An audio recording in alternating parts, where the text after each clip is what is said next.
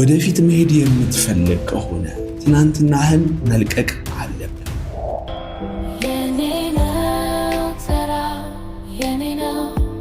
አንድ ሰውዬ በቢጫ ማዳበሪያ እጅግ በጣም ትልቅ ነገር እንደተሸከመ ያሳያል። ሰውየው በጣም እንደደከመው ከወገቡም ሸብረክ ብሎ መራመድ አቅቶት ሲታገል ይታያል። በቢጫ ማዳበሪያ ውስጥ ደግሞ የሞላው ነገር በጣም ትልቅ እንደሆነ የሚታይ ነው። ከሰውየው አቅም ራሱ በላይ ሆኗል። የሚገርመው ነገር ደግሞ ማዳበሪያው ከላዩ ላይ ተጻፈው ፓስት ይላል፣ ትናንትና።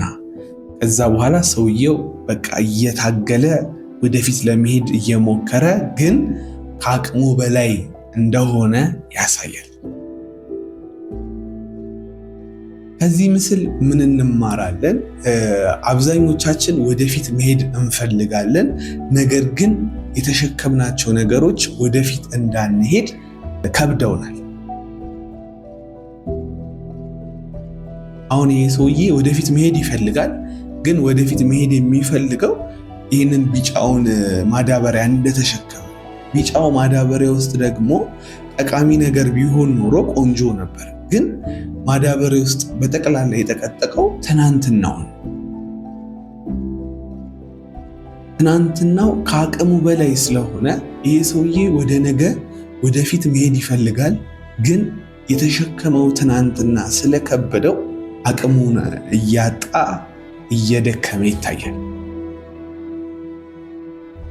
ለመጀመሪያ ጊዜ እኔ ስመለከተው ወደፊት መሄድ እፈልጋለሁ፣ የተሻለ ቦታ መድረስ እፈልጋለሁ፣ ነገር ግን አንዳንድ የተሸከምኳቸው ነገሮች አሉ። እነሱን ሳላወርዳቸው ወደፊት እሄዳለሁ ማለት የተሸከምኩት ነገር አብሮኝ ነው የሚሄደው። ስለዛ አንዳንዴ የተሸከምናቸው ነገሮች አወርደህን ለምን መንገዳችንን አንቀጥልም? መድረስ ከምንፈልግበት ቦታ እንዳንደርስ ቁጥር 1 የያዘን ትናንትናችን ቢሆንስ? አብዛኞቻችን፣ ሁላችንም ማለት አይደለም፣ አብዛኞቻችን የትናንትናችን እስረኛ ነን። ሰውየው የከበደው መሄድ ሳይሆን የተሸከመው ነገር ነው። ወደፊት እንዳንሄድ እኔና እናንተንም የከለከለን ነገር ትናንትና ላይ የተሸከምናቸው መጥፎ ነገሮች ሊሆኑ ይችላሉ። ወደፊት መሄድ ለምን አቃተኝ?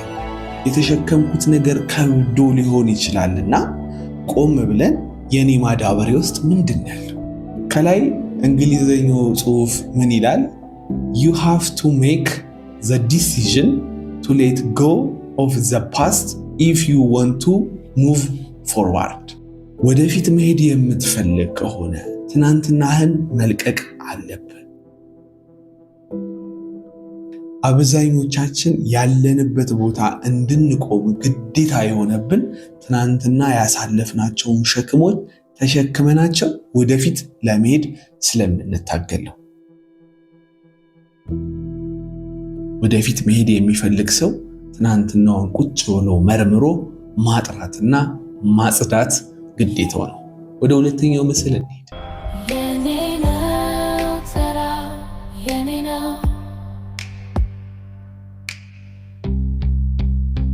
ምስል ለመጀመሪያ ጊዜ ለተመለከትኩት ቀን የኔ ፕላን የሆኑ ነገሮችን ለማሳካት ቀጥ ብዬ ሳይክሌን እየነዳው ሄጄ የምደርስ ነበር የሚመስለኝ፣ ግን ከታች ያለው ደግሞ ሪያሊቲ ይላል።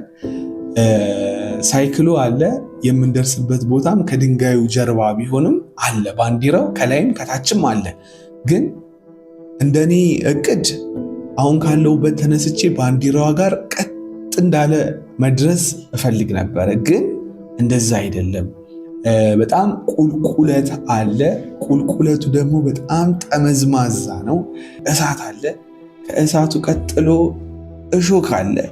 ከእሾኩ ቀጥሎ ደግሞ ሸረሪት አለ። ከሸረሪቱ ቀጥሎ ደግሞ የሆነ አጋም የሚባል የሚዋጋ ነገር አለ። ከዛ በኋላ ባህር አለ። ባህር ውስጥ ደግሞ ሻርክ አለ። ከሻርኩ እንደምንም ገመድ ተንጠላጥለን ከወጣን በኋላ ደግሞ በር አለ። ያንን በር መስበር መክፈት አለ። ከዛ በኋላ ከፊት የተቆለለ ድንጋይ አለ የሚናድ፣ እሱንም በጥንቃቄ ማለፍ ያስፈልጋል። ከዛ በኋላ ባንዲራው ጋር መድረስ ይቻላል።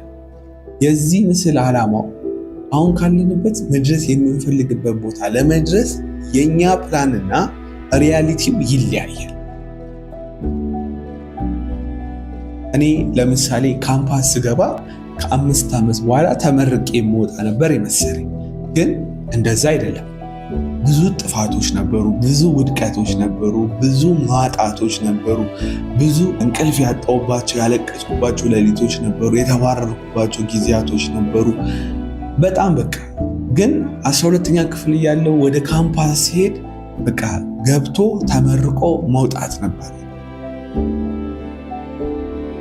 ግን ብዙ ፈተናዎችን ማለፍ ያስፈልጋል። ብዙ ጥናቶች ያስፈልጋሉ። ብዙ እሳት የሆኑ ጓደኞች ወደ ህይወታችን ይመጣሉ።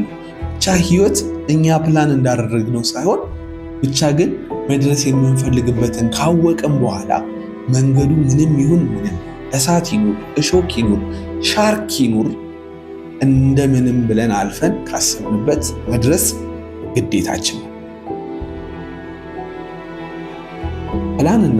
ፕላን አናድርግ አይደለም የዚህ ምስል ዓላማው። ግን ሪያሊቲው ግን እኛ ባሰብንበት መንገድ ላይሄድ ይችላል። እውነታው ሌላ ነው። እውነታውን መቀበል ያስፈልጋል። ዓላማው ባንዲራ ጋር መድረስ ከሆነ በእሳት ውስጥ ማለፍ ካለብን በእሳት ውስጥ ማለፍ ግዴታ ነው።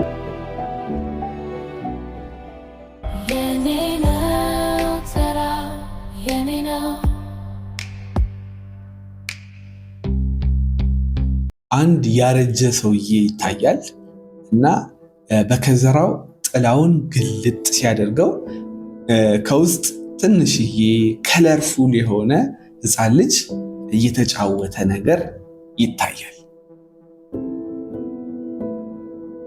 በጣም ደስ የሚል ምስል ነው። በሁላችንም አካባቢ ሽማግሌ ሰዎች ሊኖሩ ይችላሉ። እነዛ ሽማግሌ ሰዎች በአንድ ወቅት ልክ እንደዚህ ሕፃን ልጅ ነበሩ። ይህ ምስል የሚያሳየው ትናንትና ልጅ የነበረው ሰውዬ አሁን እንዳረጀ ነው። ዛሬ ወጣት የሆነን እኛ ደግሞ ነገም አባት በደረሱበት ቦታ እድሜ ላይ እንደምንደርስ እንድናስብ የሚያሳይ ምስል ነው።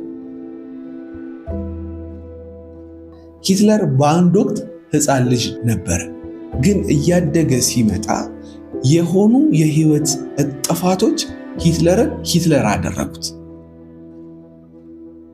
እኔና እናንተ የምናውቀው ይህ ሰውዬ ምን ሆኖ ነው የምንለው? የፖለቲካ ሰው ሊሆን ይችላል፣ መንፈሳዊ ሰው ሊሆን ይችላል። ምን ሆኖ ነው የምንለው ሰውዬ በአንድ ወቅት ሕፃን ነበር። ሕፃን በነበረበት ጊዜ ደግሞ ደስተኛ ነበር። እያደግን ስንመጣ ህይወት የምትሰጠን ቻሌንጅ አንዳንዱን ሰው ታጠነክረዋለች፣ አንዳንዱን ሰው ታፈርሰዋለች። አንዳንዱን ሰው መልካም ታደርገዋለች፣ አንዳንዱን ሰው ደግሞ ክፉ ታደርገዋለች። ሁሉም ሰው ሕፃን በነበረበት ሰዓት ላይ መልካም ነበር። ከዚህ ስዕል እንድንማር የምፈልገው ቁም ነገር ወደ ልጅነታችን እንመለስና ደስተኝነታችንን እናስታውሰው። አሁን ደግሞ ከፍ ብለን ደግሞ ወደ እርጅናችን እንሂድና ስናረጅ ምን አይነት ሰው ነው የምንሆነው? አሁን ያለንበት ሰዓት የመሸጋገሪያ ሰዓት ናት። እቺን መሸጋገሪያችንን ደግሞ በአግባቡ እንጠቀምባት።